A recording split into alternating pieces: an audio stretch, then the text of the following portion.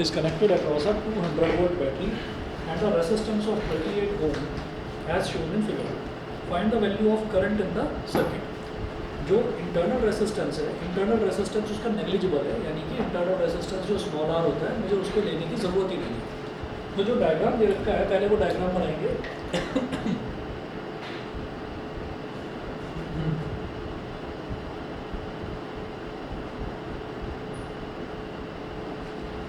Diagram में है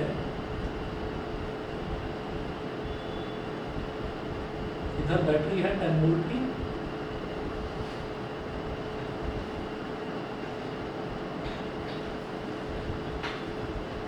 नीचे रेसिस्टेंस है 38 ओम का,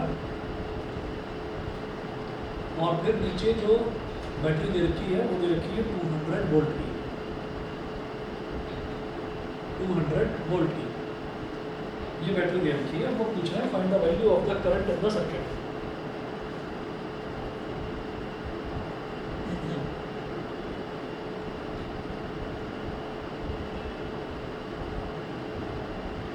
तो करंट की वैल्यू बताइएगा, ये पूछ रहे हैं। तो अब जरा देखो आप इसमें क्या करना होगा आपको, जो है ये आपको शायद याद होगा कि जब ये कहा जाता था कि भाई हमारे पास कोई भी बैटरी है, तो आप ये देखना कि 10th क्लास में आपको ना ये बताया जाता था कि एक सेल, दूसरा सेल, फिर तीसरा सेल, इस तरह से। तो ये 1 2 3, तो ये क्या हो गया, ये 3 सेल की बैटरी हो गई। तो ये 3 सेल किस तरह से कनेक्टेड होते थे, और ये इतने नज़दीक कनेक्टेड जो है ये किस तरह से कनेक्टेड होते थे। ये नेगेटिव टर्मिनल पॉजिटिव के साथ कनेक्टेड, ये नेगेटिव ये पॉजिटिव के साथ कनेक्टेड, और फिर ये नेगेटिव टर्मिनल। तो कभी भी ऐसा नहीं होगा कि नेगेटिव और पॉजिटिव हो सकते, नेगेटिव और नेगेटिव साथ साथ हो। अब जो ये बैटरी कनेक्ट हो रही है, तो ये बैटरी किस तरह से कनेक्ट हो रही है, इसका नेगेटिव टर्मिनल है, और इस वाले सेल का क्या है, इस वाले सेल का भी नेगेटिव टर्मिनल है। तो ये नेगेटिव नेगेटिव एक दूसरे को रिपेल करेंगे। तो अगर नेगेटिव और पॉजिटिव होता तो हम क्या करते कि अगर ये 3 सेल इस तरह से दे रखे हैं तो हम ये बोल देते थे कि एक सेल इसका 2 वोल्ट है, इसका 2 वोल्ट है, और इसका 2 वोल्ट है। मतलब हर एक सेल की जो पोटेंशियल डिफरेंस है वो 2 वोल्ट है। तो पूरी बैटरी का पोटेंशियल डिफरेंस कितना हो गया, 2 + 2 + 2 6 हो गया। लेकिन जब नेगेटिव टर्मिनल नेगेटिव से ही कनेक्टेड है तो नेट वोल्टेज क्या होगा, वो सब्ट्रैक्ट होगा। ज़्यादा वाले में से आप कम वाले को सब्ट्रैक्ट कर दोगे। तो यहाँ पर आप लिखेंगे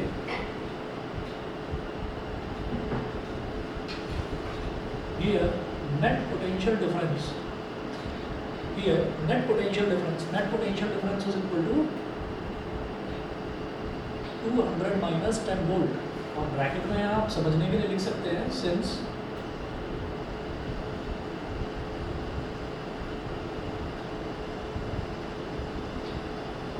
negative terminal of one cell is connected with the negative terminal of another cell.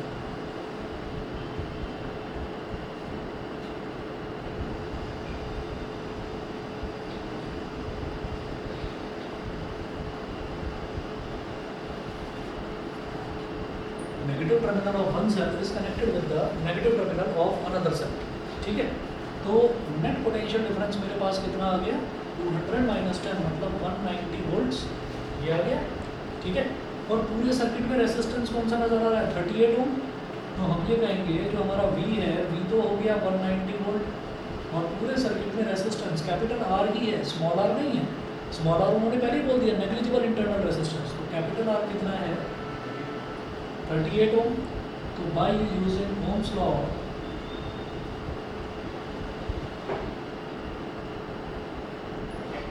by using Ohm's law, V is equal to IR. It implies that V is equal to IR. It implies that I is equal to V upon R. I is equal to V upon R. तो इसका मतलब क्या हुआ कि 190 upon 38, 19 2 सा 38, 19 10 सा 190, 2 1 सा 2, 2 5 सा 10। ये क्या हो गया, 5 एम्पियर, 5 एम्पियर हो गया। समझ गए? ठीक है, यही इसका आंसर दे रखा है। उसके बाद अगला देखते हैं, क्वेश्चन नंबर 3 देखिएगा। क्वेश्चन नंबर 3 में दे रखा है a current of 2 milli ampere is passed through a colour coded carbon resistor with first second and third rings. तो रिंग वाला दे रखा है, वो डॉट वाला, हैंड वाला और बॉडी कलर वाला वो नहीं दे रखा। तो रिंग वाला दे रखा है, तो जैसे ही ये आ जाए तो अब रेजिस्टेंस की वैल्यू देंगे नहीं, वो हमें खुद निकालनी होगी। तो मैं ऐसा कर लूँगा, अपने आप ही इधर लिख लूँगा B Roy of Great Britain has very good wife. This one is for black, this one is for brown, red, orange, yellow, green, blue,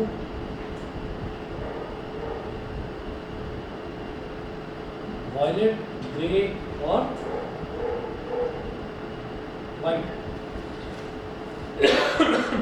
अब देखिएगा क्या दिया है इन्होंने कि current of 2 milli ampere is pass through a colour coded carbon resistor. तो question number 3 में एक तो करंट दे रखा है बेटा कितना, 2 मिली एम्पियर।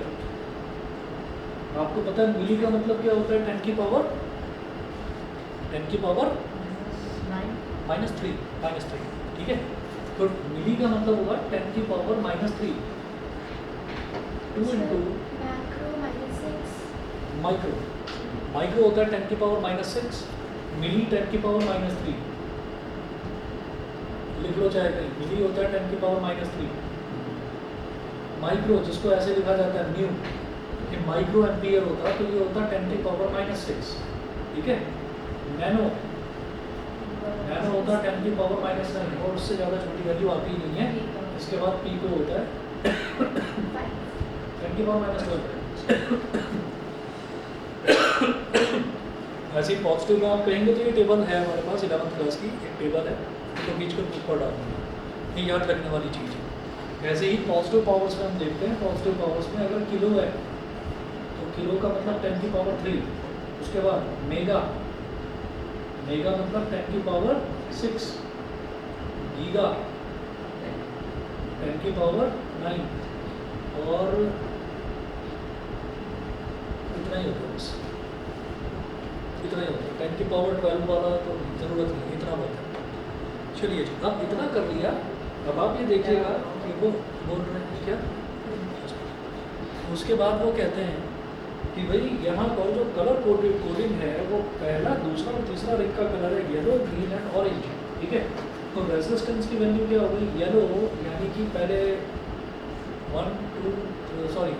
0 1 2 3 4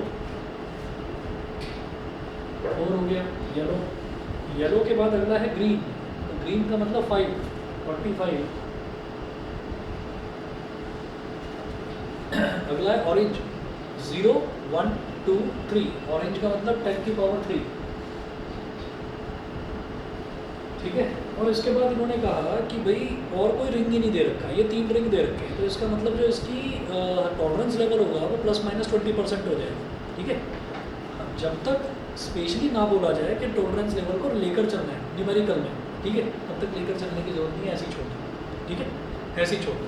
अगर सिर्फ रेजिस्टेंस की वैल्यू निकालने के लिए बोला जाता तो आप बोलते 45 × 10 की पावर 3 ओम और फिर लिखते ±20%, तब ये लिखते हैं।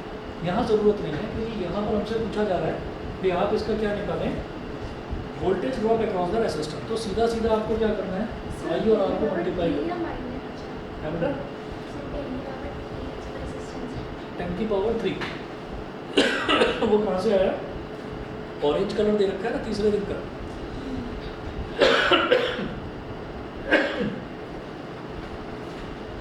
By using Ohm's law,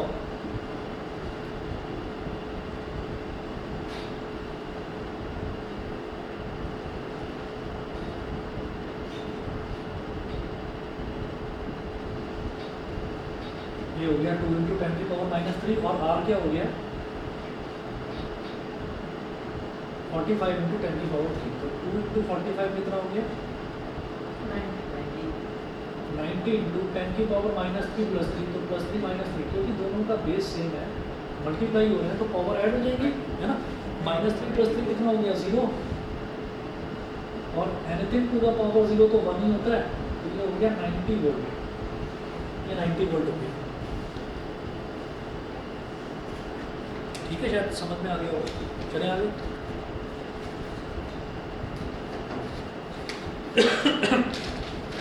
अगला वाला क्वेश्चन है क्वेश्चन नंबर 4।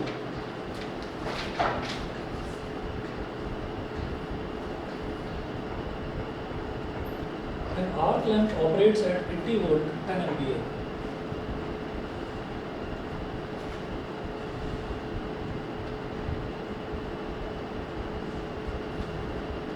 ये रेटिंग है, इसको लिख दीजिए rating of arc lamp.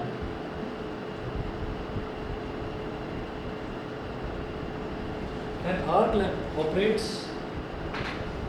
at 80 volt 10 ampere.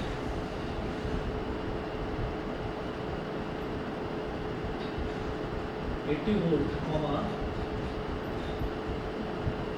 80 volt comma 10 ampere. तो अब आप ये देखिएगा कि इसकी वोल्टेज दे रखी है कि ये 80 वोल्ट पर ऑपरेट करता है।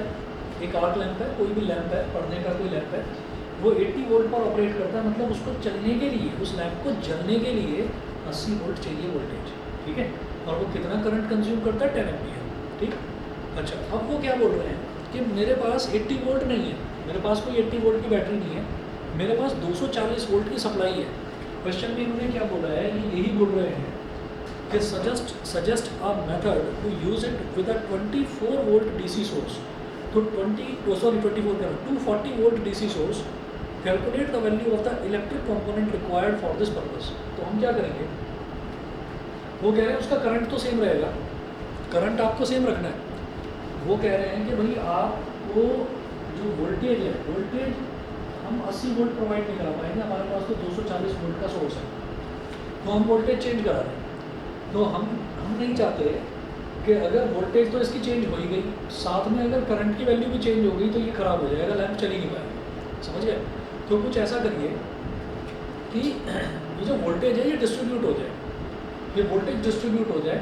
तो वोल्टेज डिस्ट्रीब्यूट कब होती है, एक छोटा सा रूल लिखवाया था कि ये सेकंड चैप्टर में लिखवाया था मैंने कि सीरीज सर्किट में current remain same but voltage divides. ये शायद आपको नहीं करवाया होगा। Current remain same but voltage divides, series में ऐसा होता है। और वोल्टेज में क्या होता है, वो सॉरी पैरेलल में क्या होता है, voltage remain same but current divides. ठीक है, तो यहाँ पर क्या हो रहा है कि वोल्टेज तो चेंज हो रही है, मैं चाहता हूँ कि करंट सेम रहे, तो इसका मतलब मुझे सीरीज सर्किट की हेल्प लेनी पड़ेगी। ठीक है, तो आप यहाँ पर ये कहेंगे लिखिएगा, since we have to use this lamp,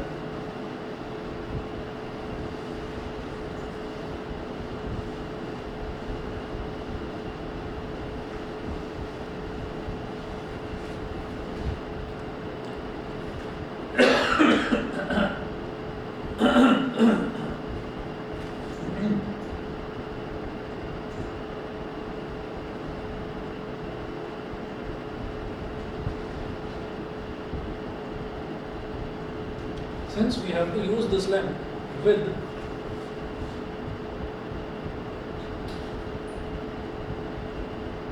a 240 volt DC source,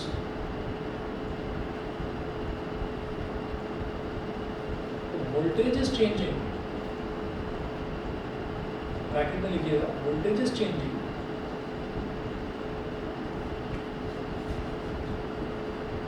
but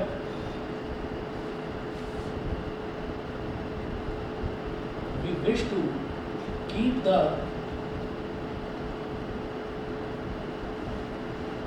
current same as 10 ampere. तो वो कह रहे हैं सजेस्ट अ मेथड। अब तो जब भी कभी कोई ऐसा मेथड होता है ना कि भाई मेरे पास करंट बहुत ज़्यादा अवेलेबल है तो क्या करूँ, मेरे पास वोल्टेज बहुत ज़्यादा अवेलेबल है तो क्या करूँ, तो ऐसे में हम कोई ना कोई रेसिस्टेंस लगाते हैं, या तो सीरीज़ में या फिर पैरेलल में। मैं करंट सेम रखना चाहता हूँ, तो करंट सेम किस में रहता है, सीरीज़ में। ठीक है, तो हम ये कहेंगे since current remains same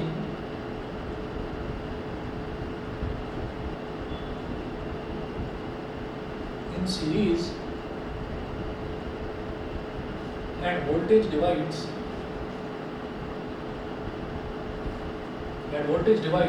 so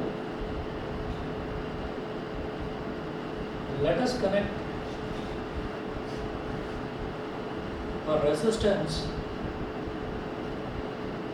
R dash in series with this resistance, sir R dash की उस वाले रेसिस्टेंस को, जो इसका रेसिस्टेंस होगा उसको मैं मान लूँगा R, है ना, जो इसका रेसिस्टेंस हम अभी के अभी निकाल लेंगे। अच्छा 80 वोल्ट का हाँ, ये रेसिस्टेंस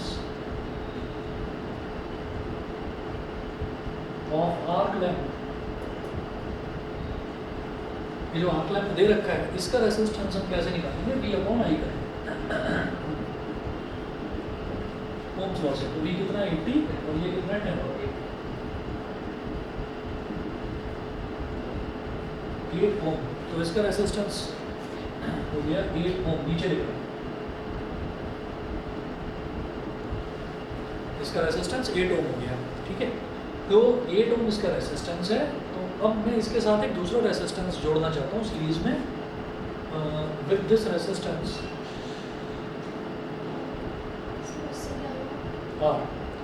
बताता हूँ, पहली चीज़ तो ये है कि ये जो R डैश दूसरा रेसिस्टेंस मैं लगा रहा हूँ, तो ये क्या करेगा कि ये जो बहुत ज़्यादा वोल्टेज आ रही है ना 240 वोल्ट, तो ये इसमें से कुछ वोल्टेज अपने पास रख लेगा, ये इसमें से कुछ वोल्टेज अपने पास रख लेगा, क्योंकि सीरीज में क्या होता है, सीरीज में वोल्टेज डिवाइड होती है।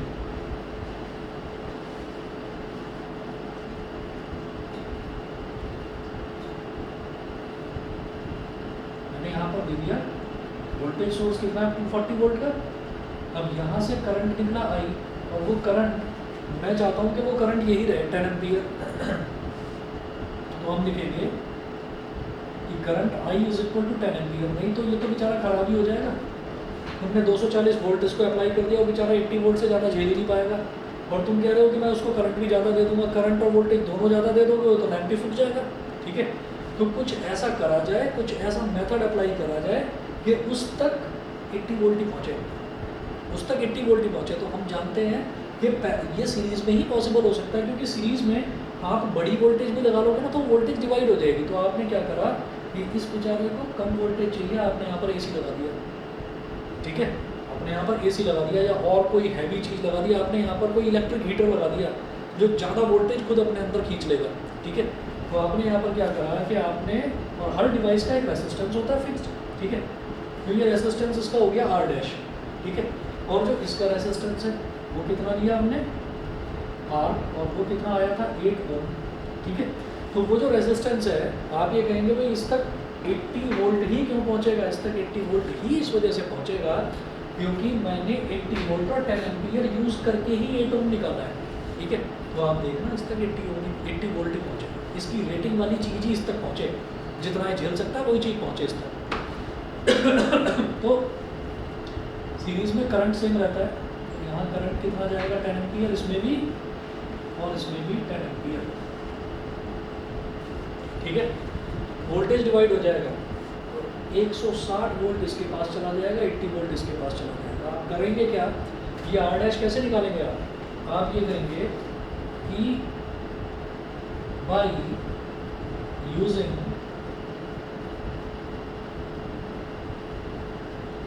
Ohm's law, bye using Ohm's law पूरे सर्किट में एक ही वोल्टेज बैटरी, एक ही बैटरी हमने कनेक्ट कर रखी है 240 वोल्ट की।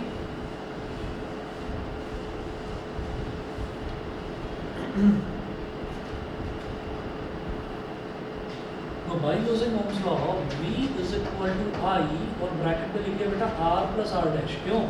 क्योंकि सीरीज में रेजिस्टेंसेस, ओवरऑल रेजिस्टेंस क्या कैसे निकलता है, दोनों को ऐड कर देते हैं। पैरेलल होता तो 1/R प्लस 1/R डैश करते, ठीक है। तो दोनों ऐड हो गए, V कितना है 240, I कितना है 10 एम्पियर, R कितना है 8, R कितना है 8, तो R डैश कितना है अभी निकल जाएगा, इधर 0 से 0 कट गया, तो 8 plus R dash is equal to कितना हो गया 24, तो R डैश कितना आ गया 24 माइनस 8, तो R डैश कितना हो गया 24 माइनस 16 ओम, ठीक है। तो आप ये लिखिएगा कि this can be done by connecting a 16 ohm resistor in series sir Adarsh की बात करें with the length. एक मिनट रुकिए, क्या बोल रहे हो? आदर्श पे आर एक्टिव कैसे होगा? क्योंकि दोनों के दोनों सीरीज में है ना, तो सीरीज में रेजिस्टेंस ओवरऑल रेजिस्टेंस जुड़ जाता है, ऐड हो जाता है, ठीक है। तो ये हुआ।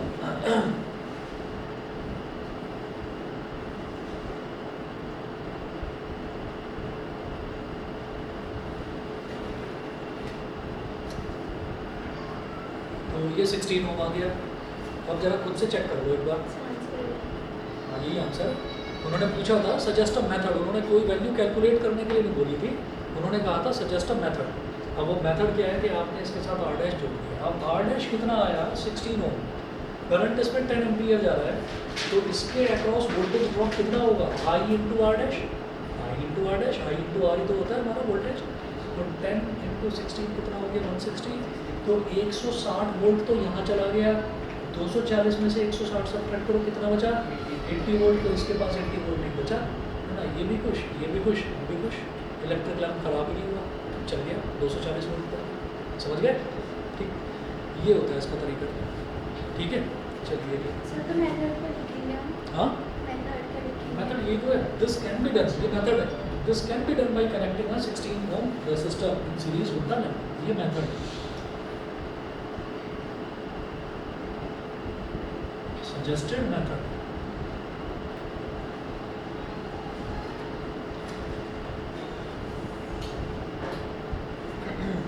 जनरली देखिएगा क्या होता है कि जो ये महीना होता है ना, मई का, जून का, ये जो महीना होता है, इसमें बच्चों की छुट्टियां पड़ जाती हैं स्कूल की। और जब स्कूल की छुट्टियां होती हैं तो फिर उसमें हमारी कोशिश ये रहती है कि एक्स्ट्रा क्लासेस भी लें, सब्जेक्ट को थोड़ा तेज़ी से खींचें, ठीक है। वो इस बार हो नहीं पा रहा है। क्या है कि 2012 से मैं टीचिंग प्रोफेशन में हूँ, तो 2012 से पढ़ा रहा हूँ, तो 7 साल उसमें हो गए मेरे को। 2012 से 2019 तक मैंने आरडी कॉलेज में पढ़ाया, जानते होंगे शायद, ठीक है। उससे पहले बीटेक और एमबीए कर रखा था, तो थोड़ा सा कॉमेडी है इसमें, तो वो कर रखा था। उसके बाद जब कॉलेज ज्वाइन करा, 3 या 4 साल मैंने इंडस्ट्री में काम करा, अलग अलग इंडस्ट्रीज़ में। वहाँ से फिर जब इस वाले में आया, तो यहाँ पर आकर पता चला 12 से 13 तक 1 साल तो मज़े में गुजरा, है ना। सब्जेक्ट्स मिले, पढ़ाया, फीडबैक लिया जाता है स्टूडेंट्स का, कॉलेजेस में लिया जाता है फीडबैक। अगर अच्छा नहीं है तो भाई इस टीचर को हटाओ, दूसरा आएगा पढ़ाने, तो वो बड़ी बेइज्जती वाली बात हो जाती है, ठीक है। तो वहाँ तो जो है बहुत बढ़िया फीडबैक रहा, लेकिन उसके बाद क्या हुआ? उसके बाद नया रूल आ गया, गवर्नमेंट के नए नए नॉर्म्स आते रहते हैं अपग्रेडेशन के लिए। तो रूल आ गया कि भाई अगर आप इंजीनियरिंग स्टूडेंट्स को पढ़ा रहे हो तो आपके लिए एमटेक होना बहुत ज़रूरी है। आपकी मतलब को शायद पता होगा, है ना। तो तब तक पर मेरी तब तक उनसे बातचीत नहीं थी। तो क्या हुआ कि एमटेक करना ज़रूरी हो गया, तो पढ़ाने के साथ साथ एमटेक करना पड़ गया। बड़ा स्ट्रेन पड़ा, क्योंकि सैटरडे तक स्कूल कॉलेज होता था हमारा, और फ्राइडे वाले दिन अब जो लिया भी था जहाँ एडमिशन, एमडी यूनिवर्सिटी रोहतक में लिया था एडमिशन, तो वहाँ पर जाना पड़ता था। सैटरडे और संडे को क्लास होती थी, तो मेरे लिए, मैं क्या इंसान हूँ, मेरे लिए छुट्टी नहीं है क्या भाई? मुझे भी तो छुट्टी चाहिए, ठीक है। तो छुट्टी नाम की है ही नहीं। क्यों? क्योंकि फ्राइडे को आपने पढ़ाया, सैटरडे की सुबह सुबह अपना पूरी तरीके से पैक वैक हो गए, अपना बाइक उठाई और निकल गए रोहतक। अब 3-3 घंटे के लेक्चर होते हैं, तो 3 घंटे का एक, फिर आधे घंटे का गैप, फिर 3 घंटे का एक, फिर आधे घंटे का गैप, फिर 3 घंटे का एक, और तब तक पढ़ के दिमाग का कचूरा निकल जाता था। 3 घंटे नहीं टिक सकते भाई आप एक जगह, है ना, बहुत बर्डन हो जाता था। तो 2013 से 2015 तक का टाइम कैसे गुजारा है तो मैं ही जानता हूँ, ठीक। पढ़ाना भी है, वहाँ पर भी अच्छा परफॉर्म करना है, और उधर भी अच्छा परफॉर्म करना है, नहीं तो बेइज्जती हो जाएगी। क्यों? क्योंकि जिस कॉलेज में पढ़ा रहे हैं, फिर एमटेक की डिग्री अपनी और मार्कशीट वहाँ लेकर जाएंगे कि तो बड़ा बेकार है, देखो इतने नंबर आए इसके, 50% से पास हुआ है क्या? तो वहाँ पर भी परफॉर्म करना था, वो कर लिया। 15 फिर और तब क्या हुआ 2012 के बाद में 2013 में ही पढ़ाना शुरू कर दिया था ये कोचिंग। तब वसुंधरा में था, एक दो बच्चे थे तब मेरे पास, को पढ़ने ही नहीं आता था, शुरुआत की बात है बिल्कुल। फिर उसके बाद मैं यहाँ आया 15 में, तो धीरे धीरे वहाँ पर जम गया था मामला वसुंधरा। अब यहाँ पर आए, फिर यहाँ पर मैं शुरू ही नहीं कर पाया, मैं 16 से यहाँ पर स्टार्ट करा। तो जब यहाँ पर 16 से करा स्टार्ट, तो 17, 18 और 19 तक आते आते मैंने कहा अब मैं गिव अप कर जाऊँगा, मैं कॉलेज और ये साथ साथ संभाल नहीं सकता, छोड़ दिया कॉलेज। फिर हर प्रोफेशन में आपको कोई ना कोई अपना गॉडफादर मिलता है, मेरा भी था गॉडफादर, था क्या हैं, रिस्पेक्टेड मेरे थे नहीं हैं, ये बोलना चाहिए। तो उन्होंने ये सजेस्ट कर दिया कि बेटा अगर स्कूल टीचिंग में आपको रहना है ना, अगर ये वाले उसमें प्रोफेशन में रहना है, तो आगे आगे जाके आप अपना कभी कोई बड़ा इंस्टीट्यूट खोलेंगे, तो उस इंस्टीट्यूट के डायरेक्टर अगर आपको खुद ही बनना है, किसी दूसरे को डायरेक्टर अपॉइंट नहीं करना है, तो आपके लिए बीएड करना बहुत ज़रूरी है। ठीक है, बीटेक हो गया, एमबीए हो गया, एमटेक हो गया। अब उसके बाद ये कह दिया कि जब मैं नहीं करना, मैं बोर हो गया, मेरे को नहीं पढ़ना। तो फिर सवाल क्या उठता है आगे कि एक साल ऐसे ही बीत गया, 2020 आया, बातचीत होती रहती थी, मैंने कहा बेटा अब भी टाइम में कर लेते, ठीक है। कभी आगे तुम अपनी एजुकेशनल क्वालिफिकेशन की वजह से कुछ बड़ा स्टेप नहीं उठा पाओगे। फॉर्म भर दिया, और उसके बाद जब फॉर्म भरा था तो फॉर्म इसके निकलते हैं शुरुआत में जनवरी फरवरी में, फॉर्म भर दिया। मुझे पता नहीं था कि इतना खतरनाक काम हो जाएगा कि ये सब कुछ लॉकडाउन लग जाएगा। लॉकडाउन लग गया, लगने के बाद जब थोड़ा वो अनलॉक 1, अनलॉक 2, अनलॉक 3 आया, तो अगस्त या सितंबर में क्या हुआ, अगस्त या सितंबर में एंट्रेंस टेस्ट हो गया, वो दे दिया, क्लियर हो गया। हो ही जाता है क्लियर में, ज़्यादा टफ नहीं आता, वो हो गया। फिर एडमिशन लेना था, वो भी ले लिया। फिर फर्स्ट ईयर ऐसे ही प्रमोट कर दिया उन्होंने, फर्स्ट ईयर यानी कि लास्ट ईयर 2021 में, अगर कोई किसी का जानकार हो तो 2021 वाले सारे ऐसे ही प्रमोट हो गए थे कि भयंकर वेव आ रखी थी। ठीक है, मुझे उस चीज़ का भी होश नहीं, हाँ मुझे उस चीज़ का भी होश नहीं, कुछ पता ही नहीं है, टच में ही नहीं हूँ, कॉलेज की टच में नहीं हूँ, जिस कॉलेज में एडमिशन ले रखा है उसके टच में ही नहीं हूँ। क्यों? क्योंकि मैं पहले ही बात कर ली थी कि भैया एडमिशन तब लूँगा जब मुझे एब्सेंट रहने की छूट मिलेगी, मैं सिर्फ पेपर देने आऊँगा। कुछ होश ही नहीं है। 7 जून को, ये जो अभी 7 जून है, 7 जून को पता चल रहा है कि भाई तुम्हारे पेपर है, तो ये मेरे पेपर है, मुझे पेपर देने जाना है। ठीक है, तो इसमें कॉमेडी ये हो गई है कि मुझे कुछ नहीं आता, मैंने बुक्स वगैरह भी अभी जाकर जैसे तैसे खरीदी हैं।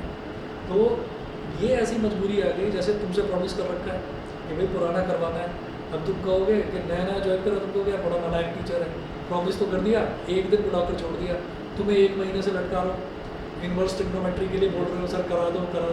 क्यों? ये ख़त्म करते ही वो इज्जत का सवाल है ना, इज्जत का सवाल कि परसेंटेज ख़राब नहीं आनी चाहिए, मेहनत कर रही है, दिन कितने बच रहे हैं, दिन कुछ है ही नहीं। और फिर पूरे दिन पढ़ाने के बाद में ये जो पैर है ना, ये खड़े ये थक जाते हैं, और उसके बाद में फिर मैं थोड़ा सा लेट जाता हूँ, फिर मैं ऐसे ही पढ़ता हूँ, 1 टॉपिक करा, 2 टॉपिक करा, और फिर मैं कब सो जाता हूँ मुझे पता नहीं चलता। तो मुझे अभी भी ये समझ में नहीं आ रहा था पेपर दूंगा कैसे। अच्छा, और नालायकों ने देखो टाइम क्या रखा है, डेट शीट शेयर कर सकता हूँ आपके साथ। टाइम ऐसा रखा 3 से 6 का, ना मुझे ऊपर का छोड़ा ना मुझे नीचे का छोड़ा। मतलब मैं सोच रहा था यार थोड़ा मॉर्निंग टाइम में रख लेते तो मैं पढ़ा लेता, मतलब मैं सुबह पेपर देकर आ जाता, जल्दी उठने की है ही आदत।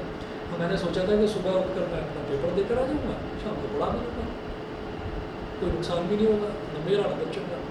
और ये इतना, ये हमारा प्राइम टाइम पर हुआ है ना ये गड़बड़। ये देखो ये जून में हो रहा है, ये जून में हो रहा है, और जून का हमेशा का ये रहता है कि जून में ना खींचता हूँ चीज़ों को जल्दी जल्दी, ताकि जब स्कूल खुलते हैं ना, तो स्कूल खुलते ही फिर टीचर खींचते हैं, वो जल्दी जल्दी निपटाते हैं, क्योंकि उनको अगस्त में आपका टर्म 1 करवाना होता है, वो जो मतलब करवाना होता है। तो इस वजह से ये चक्कर फंस रहा है। अब इसमें सब्जेक्ट भी ऐसे ऐसे हैं, बस क्या बताऊँ आपको, दिमाग ही खराब हो जाता है। Learning outcome, teaching methodology, B Ed basically teacher बनने के लिए होता है। टीचर तो मैं हूँ, हेड करना पड़ रहा है मजबूरी में। उनसे बोला, मैंने बताया, मैंने कहा सर ऐसे ऐसे फंस गया हूँ मैं, कुछ चक्कर है इसका, कुछ ऐसा हो सकता है कि मैं अगले साल दे दूँगी पेपर। कह रहे बेटा अगला साल कभी नहीं आएगा, अभी दे।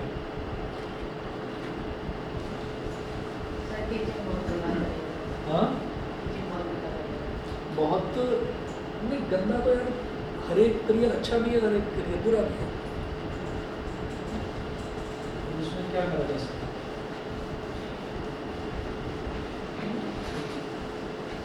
टीचर ही बनेगा तो पढ़ेगा ही कैसे कोई? पढ़ेंगे कैसे? हाँ, मतलब इसमें ना बहुत सारी चीज़ें ऐसी हैं कि वहाँ पर जो है ना अपग्रेडेशन आपका कभी ख़त्म ही नहीं होता। और ये आपका मेडिकल प्रोफेशन में भी, आप किसी भी प्रोफेशन में चले जाओ, अपग्रेडेशन कभी ख़त्म नहीं होता। तो या तो उस चीज़ के साथ दोस्ती कर लो, और नहीं कर सकते हो तो फिर रोते रहो। तो रोना तो अच्छी बात नहीं है, इसलिए मेहनत करो, डट कर लगे रहो, क्योंकि टाइम जो है ना आज जो टफ लग रहा है वो 1-2 साल बाद आसान लगने लगेगा। क्यों? क्योंकि तब उससे भी ज़्यादा टफ सिचुएशंस आ जाएगी, ऐसा हो जाता है।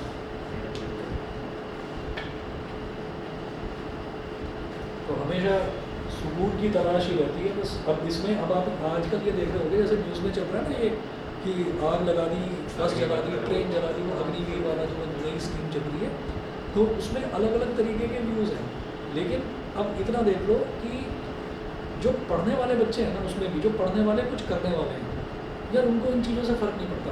वो तो ये है कि भाई मैं मेहनत करूँगा, देखता हूँ मुझे कौन रोकेगा। लेकिन उसमें कुछ प्रॉब्लम होता है 4-4 साल के बाद भी, लेकिन जो गवर्नमेंट उन्हें पैसा दे रही है 10-12 लाख 4 साल के बाद वो मैं कह रहा हूँ कि अलग अलग व्यूज़ है। देखो अगर मान लो ये आप कह रहे हो और ये पता है किसके ऊपर एप्लीकेबल है, इस चीज़ को समझाना चाहिए, इस चीज़ को समझाना चाहिए।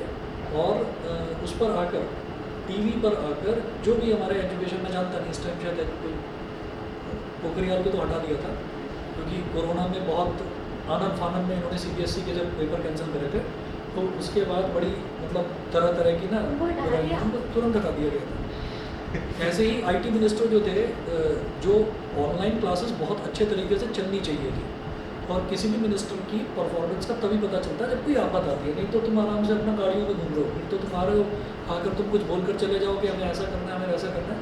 तो पता तब चलता है जब कोई आफत आती है। ठीक है, अब मान लो घर में कोई आफत आ गई तो मैं किसको बोलूँगा? पापा को ही तो बोलूँगा, पापा फंस गया हूँ बचाओ, है ना। अब पता चले पापा कहें बेटा मुझे कुछ नहीं पता, कर अपने आप। अब पापा ने हाथ छोड़ दिया तो मैं क्या करूँगा? फिर मैं तो वैसे ही बच्चा। तो मैं कुल मिलाकर मैं एक चीज़ वैसे बता रहा हूँ कि IT मिनिस्टर को भी, या रविशंकर प्रसाद आपने सुना होगा, है ना, तो रविशंकर प्रसाद को भी इसीलिए हटाया गया था यार, तुमने ऑनलाइन एजुकेशन, अच्छी ऑनलाइन एजुकेशन इंश्योर क्यों नहीं करी? लास्ट में आकर तुम ये बता रहे हो कि ऑनलाइन क्लासेस अच्छे से नहीं हुई थी, तो अब सेकेंड वेव हिट कर रही है, तो बच्चों के पेपर आप पोस्टपोन कराओ। तो आपको ये सोचकर चलना चाहिए था कि ऑनलाइन एग्ज़ाम कराने थे। तो इस वजह से दोनों को स्कोर कार्ड पर 0-0, ये तो स्कोर कार्ड चलता है ना इनकी गवर्नमेंट में, तो 0-0 देकर दोनों को निकाल दिया। आजकल टीवी न्यूज़ डिबेट में कहीं नहीं दिखाई देते, दोनों गायब है। एक का तो बेचारे का सरकारी बंगला भी ले लिया, जा अपने घर, है ना। तो बहुत सारी चीज़ें अच्छी भी हैं, और क्या है कि ये समझाना चाहिए। ये अब जो एजुकेशन मिनिस्टर है या जो मिलिट्री वाले हैं, एयरफोर्स वाले हैं, अब वो एकदम से ये कह रहे हैं कि 24 तारीख से भर्ती शुरू है, जिसको आग लगानी है लगाता रहो, हम रोकेंगे नहीं इसको, इस स्कीम को। तो ये उन बच्चों के लिए बहुत अच्छी स्कीम है जो नालायक है। ये ऑफिसर्स की भर्ती नहीं है, ये ऑफिसर्स की भर्ती नहीं है। जो नालायक है उनके लिए बहुत अच्छा है। क्यों? क्योंकि वो नालायक अगर 17 या 18 साल का है तो वो क्या कहेगा अपने घर पर जाकर? पापा तो पैसे दे दो, बाइक लेंगे, है ना। अच्छा कितने पैसे चाहिए? पापा भी सोचेंगे यार ये तो वैसे ही झमका सा लग रहा है, मेरे को ये मुझसे लड़ने ना लगे, मैं पैसे दूँ ना दूँ। अच्छा चल ये ले पकड़। 50,000 में क्या होता है? 2 लाख रुपये तो मेरे को बाइक चाहिए, मेरे को बढ़िया होगी, हल्की फुल्की नहीं चाहिए मुझे, पेट्रोल के पैसे तो इसके। मतलब वो 18 से ये जो होती है ना 17 से 21 साल की उम्र, उसमें जो लहंगे टाइप के लड़के होते हैं, इनका कुछ काम नहीं होता। उनको सुधारने के लिए बहुत अच्छी स्कीम है, लेकिन वो शब्द जो मैं अभी यहाँ बोल रहा हूँ, वो शब्द ओपनली आकर कोई मिनिस्टर बोल नहीं सकता, प्लेटफॉर्म पर आकर बोल नहीं सकता। क्यों? क्योंकि जो अपोजिशन वाला है वो इस चीज़ पर, ये तो हमारे देश के युवा को लफंगा बोल रहे हैं, हटाओ इस PM को।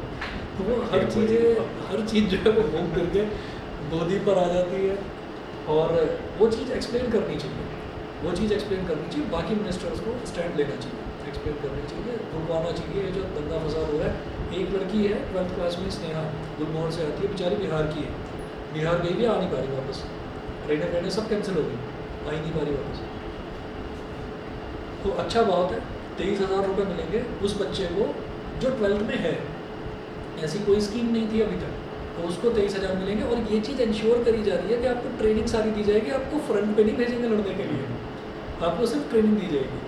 और ट्रेनिंग के पैसे कौन देता है और भाई? वो 23,000 से भी 4,000 साइड में रखेंगे, 16,000 रुपये मिलेंगे, और 4 साल के बाद जब आपकी ट्रेनिंग खत्म होगी 10 से 12 लाख तब रुपये 10 आपकी से 12 एजुकेशन के लिए देंगे, आगे जो आपको करनी वो है। पूरा एक अमाउंट मिलेगा जो हाँ, आप ही के ऐसे account सर में। वो एजुकेशन के लिए नहीं है, वो तो बड़ा तो सर ऐसे लोग होते हैं ना जिनकी अनएम्प्लॉयमेंट दिक्कत हो जाती है वो ये है कि वो आपको वो पैसा मिल गया, अब उसके बिजनेस स्टार्ट बाद करने के लिए हाँ, वो करियर स्टार्ट करने के लिए, जैसे CBSE का पास सर्टिफिकेट है 12th क्लास का, वो काम आता है हर जगह, तो ऐसे ही भी काम आएगा।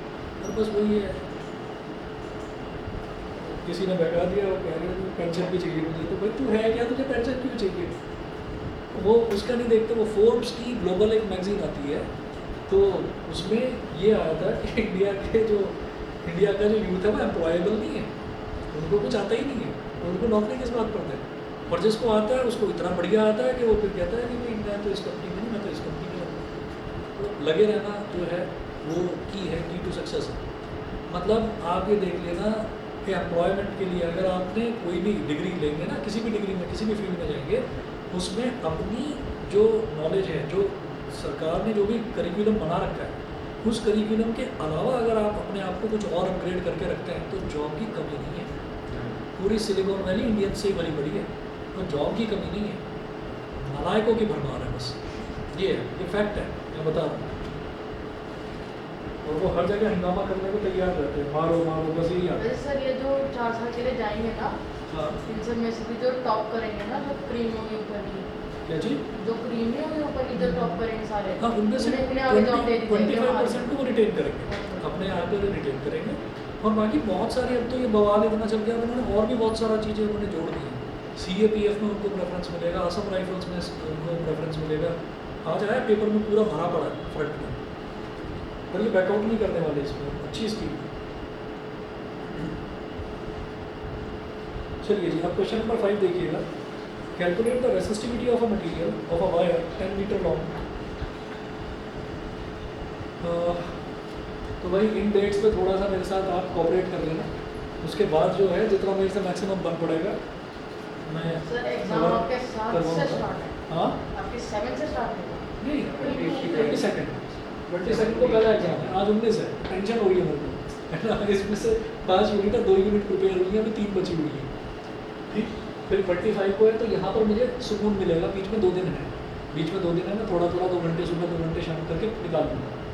25 के बाद असली आफत है, 27 को, 29 को, फिर 1, तो सब में एक दिन का गैप है। 26 है, सर इधर 28, इन इधर दिन 1। एग्जाम्स हैं, हाँ, इन दिन एग्जाम्स इन हैं, दिन फिर एग्जाम्स पढ़ोगे हैं। तो जैसे कि 25 है, 25 का एग्ज़ाम के लिए तो मेरे पास टाइम है ना, इसके लिए भी टाइम है, आज का कल का टाइम है। लेकिन आगे वाले जो है ना, ये 27, 29 और 27 और 29 वाले मैंने रट डाले हैं अच्छे तरीके से, तो ये मेरा प्रिपेयर है। अभी 1 तारीख वाला रह रहा है, 1 तारीख वाले में मैं रिलैक्स की हूँ कि इसकी 2 यूनिट्स में स्टैटिस्टिक्स आ रही है 10th क्लास की, वो मुझे आती है, वो मैं कर लूँगा।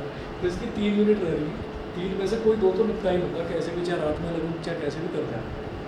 और जो 4 तारीख वाला है उसमें फिर मुझे 2 और 3, 2 जुलाई और 3 जुलाई में करनी है। इसके बाद फ्री हो जाऊँगा, फिर तुम्हें परेशान करूँगा, सुबह बुलाऊँगा, ठीक है ना।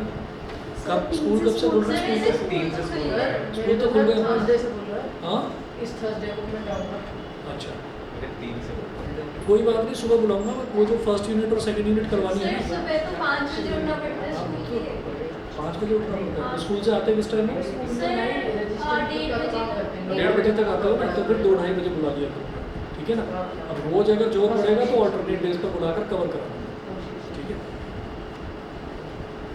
देखिए जी, calculate the resistivity of a material of a wire 10 metre long.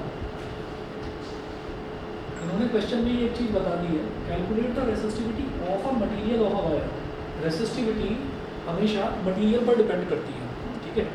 तो रोज लेंथ कितना दे रखा है उसका, 10 मीटर लॉन्ग, और डायमीटर कितना दे रखा है, 0.4 मिलीमीटर।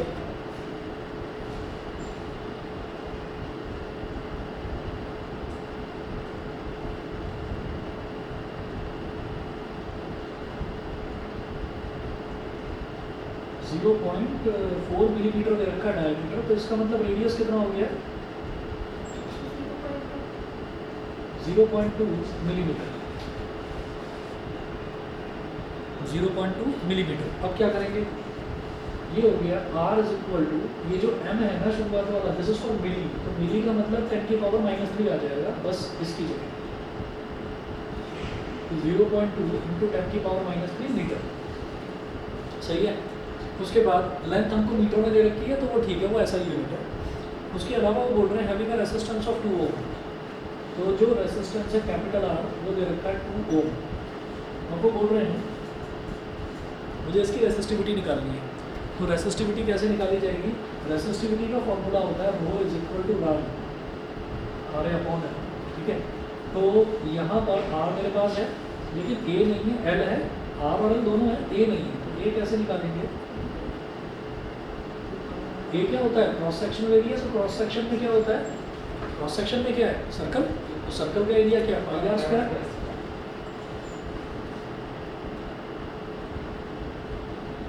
शायद आपको ये समझ में आ गया होगा कि इतने दिनों से हार्ड कॉपी क्यों नहीं लेकर आता हूँ, क्योंकि मुझे लगता है हार्ड कॉपी लाने से बढ़िया मैं बैठ के पढ़ लूँ 1-2 घंटे, तो वो इस वजह से जा नहीं पा रहा हूँ, तो जाऊँगा 1-2 घंटा मेरा लगेगा उसमें। वैसे आप सर ये 86 पेज तो हाँ 86 पेजेस है 86 जो है क्या समझा नहीं? नहीं सर, एक आपके इसमें 86 पेजेस होंगे ना, उसे प्रिंट करने में सर पता नहीं कितना टाइम। तो मैं वही तो कह रहा हूँ कि मैं उसका मेरे को प्रिंट आउट निकालना है, और शायद आप लोग 10 हैं टोटल बच्चे, आप 10 तो हैं। मेरे नाम को मैंने उस दिन ही पीडीएफ भेज दी थी, तो उन्होंने उसका प्रिंट आउट निकाल के लिया है। निकाल लिया, ठीक है, सही आ गया प्रिंट आउट, चलो बहुत अच्छी बात है। लेकिन नहीं तो मैं भी दूंगा, तो मैं उसमें से प्रिंट आउट निकलवाना, प्रिंट आउट निकलवाने के बाद में फिर उनका स्पाइरल करना, तो मुझे पता है मैं पहले भी जा चुका हूँ, तो 3 से 4 घंटे आराम से वहाँ बैठे रहो उनके सब पे। अगर उनको बोल दो ना कि नहीं आप निकाल कर इतना, निकालते ही नहीं हमारा है, क्योंकि उनके पास काम इतना है, बिजी रहते हैं, सर पे बैठना पड़ता है उनको। 22/7 इंटू रेडियस कितना है 0.2 इंटू 10 की पावर -3 का स्क्वायर, तो ये हो जाएगा 22/7 इंटू 0.2 का स्क्वायर करेंगे तो 0.04, 10 की पावर -3 का स्क्वायर करेंगे तो 10 की पावर -6, ठीक है। अब ये कुछ डिवाइड होता हुआ तो नज़र आ नहीं रहा, तो इसका मतलब क्या है 22/7 को 3.140 सीधा सीधा, ये 0.04 इंटू 10 की पावर -6, ठीक है। और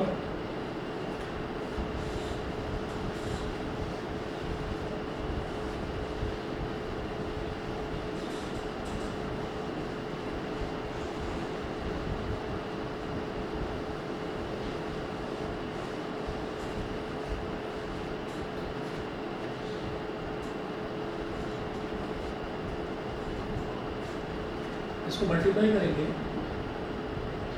तो 4 4 जा 16, 4 4 जा 16, 4 1 जा 4 और 1 5 और 4 3 जा 12, तो पॉइंट के बाद कितने डिजिट है 1 2 3 4, तो 0.1256, 0.1256 इंटू 10 की पावर -6, ये हो गया। ये हमारा क्या आया? अभी ये क्रॉस सेक्शनल एरिया आया है A, rho is equal to capital R कितना है 2, रेसिस्टेंस 2 है, और A कितना आ गया 0.1256 इंटू 10 की पावर -6 अपॉन L, L कितना है 10 मीटर, इसको मल्टीप्लाई करिए 2 6 जा 12, 1 कैरी आ गया, 2 5 जा 10 और 1 11, फिर 1 कैरी आ गया, 2 2 जा 4 और 1 5 और 2 1 जा 2, तो 0.2512 इंटू 10 की पावर -6 अपॉन 10 है, तो ये ऊपर आकर क्या बन जाएगा 10 की पावर -1, तो 0.25 लिख दो बस अप्रॉक्सीमेट करके, इंटू 10 की पावर -7 ओम मीटर। ओम मीटर रेसिस्टिविटी की यूनिट होती है ओम मीटर, ठीक है जी। इसके बाद देखिएगा सर आंसर तो कुछ और है। तो कोई बात नहीं, ठीक है। इन्होंने क्या कर रखा है कि 2.513 है ना, तो इन्होंने क्या करा कि एक पॉइंट को इधर खिसका दिया और 10 की पावर -8 कर दिया, 2.5 कर दिया, 2.5 इंटू 10 की पावर -8 ओम मीटर। अगला देखिएगा क्वेश्चन नंबर 6। सर हाँ आपने कहा था अगली बार 6:30 होते बता दो, अगली बार 6:30 अरे तो 6:30 का हुआ है, मैंने देख लिया।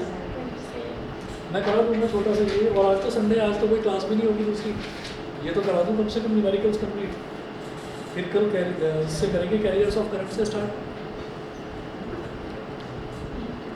A wire of 10 ohm resistance is stretched to thrice its original length.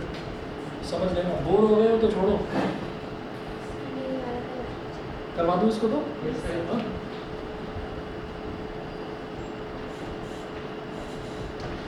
एक वायर है, उसकी जो लेंथ है ना वो L दे रखी है।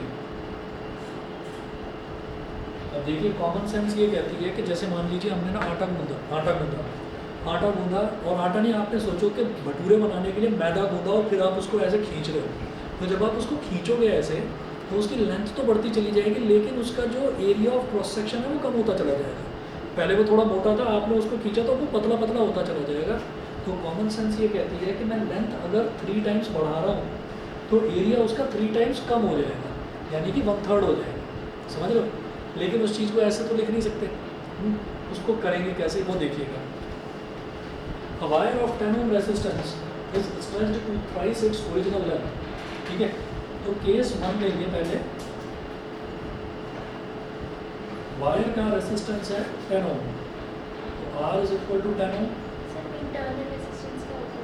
इंटरनल रेसिस्टेंस जो बैटरी के अंदर का रेसिस्टेंस होता है उसका इंटरनल रेसिस्टेंस होता है। अच्छा, a wire of 10 ohm resistance is stretched to thrice its original length, उसको छोड़ो अभी, ओरिजिनल लेंथ उसकी L मान ली मैंने, तो L is equal to L, और जो ये ओरिजिनल एरिया है, एरिया ऑफ क्रॉस सेक्शन, इसको मैंने मान लिया कैपिटल A, एरिया को हमने मान लिया कैपिटल A, और जो रेसिस्टिविटी है, रेसिस्टिविटी रो को रो ही मान लिया फर्स्ट केस में। मतलब मैंने अभी स्ट्रेचिंग वगैरह कुछ भी नहीं करी, वायर है उसकी लेंथ L है, ओरिजिनल लेंथ L दे रखी है, ओरिजिनल रेसिस्टेंस 10 ओम दे रखा है, एरिया A मैंने मान लिया, रेसिस्टिविटी रो मैंने मान लिया, ठीक है। उसके बाद हम यहाँ से केस 2 की बात करेंगे।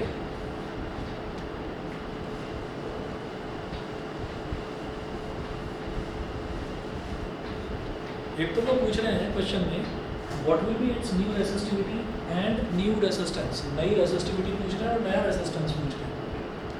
तो case second,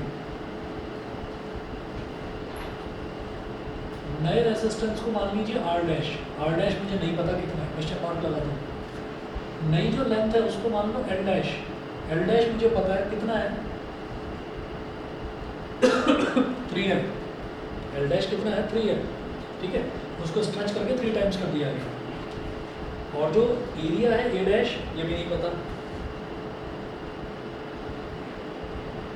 area A dash जो है ये हमारा वैसे तो 1/3 हो जाएगा, लिख दो यार A अपॉन 3 लिख दो, ये चीज़ प्रूविंग वगैरह कोई पूछता नहीं है, 10th लेवल का है तो छोड़ो इसको, रहने वो सीधा 1/3 लिख दो। अगर इसको डबल कर दिया जाएगा तो एरिया A/2 रह जाएगा, अगर उसको 4 टाइम्स कर दिया जाएगा तो एरिया घट के A/4 रह जाएगा, तो ये A अपॉन 3 हो गया। हाँ जी, और रेसिस्टिविटी रो डैश मान ली, ये कितनी रहेगी, ये कितनी होगी, हमने वायर को स्ट्रेच करा, वायर का मटेरियल चेंज नहीं करा, रेसिस्टिविटी क्या रहेगी, सेम रहेगी। रेसिस्टिविटी मटेरियल की होती है, मटेरियल सेम है, हमने बस उसको खींच ही तो दिया, वो कॉपर का था तो कॉपर का ही रहा, ठीक है। हाँ, वो rho dash is equal to rho है, ठीक है। तो यहाँ पर since material of the wire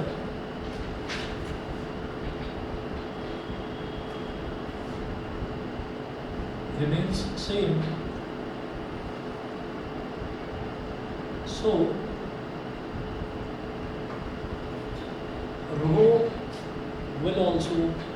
dash will also be the same, rho dash will also be the same, ठीक है। अब rho dash is equal to, rho क्या होता है RA अपॉन L,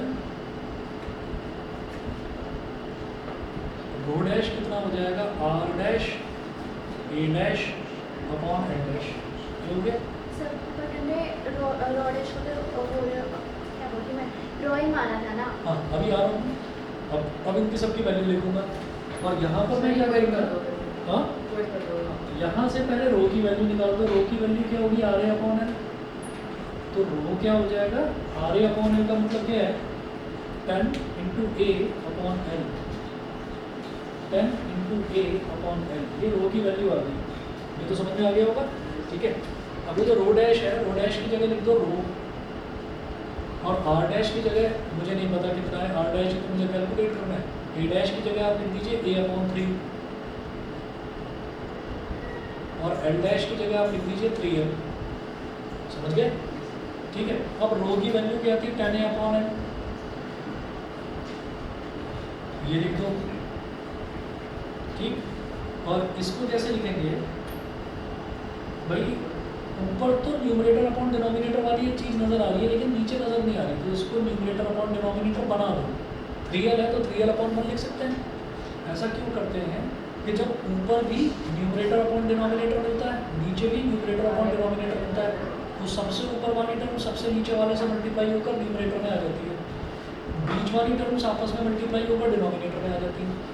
तो ये आर डैश ए इंटू 1 हो जाएगा, आर डैश ए इंटू 1 हो जाएगा, और ये बीच वाला आपस में मल्टीप्लाई 3 इंटू 3l हो जाएगा।